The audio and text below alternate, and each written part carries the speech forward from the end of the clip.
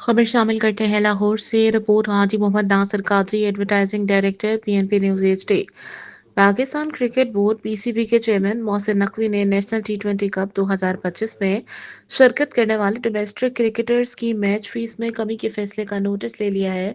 PCB के तर्जुमान ने तस्दीक की है कि मोहसिन नकवी ने हुकाम को हदायत दी है कि खिलाड़ियों की आमदनी पर कोई मनफी असर ना पड़े। उन्होंने director domestic cricket Abdullah Khurram Niazi को फौरी इकदाम करने का हुक्म दिया है ताकि खिलाड़ियों की अदायगी में कोई कमी न की जाए। मोहसिन नकवी ने नेशनल टी20 कप में तमाम खिलाड़ियों की मैच फीस का जामिया जायजा लेने की भी हदायत की है और इस बात पर जोर दिया है कि किसी किस्म की कटौती नहीं होनी चाहिए।